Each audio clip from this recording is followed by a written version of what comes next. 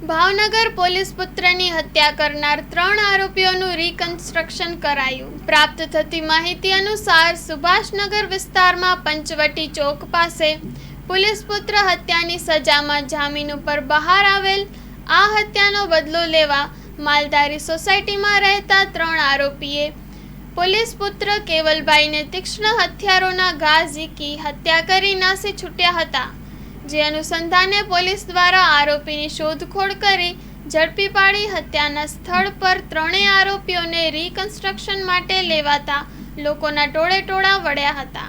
Story report by Anil Gohil, Bhavnagar.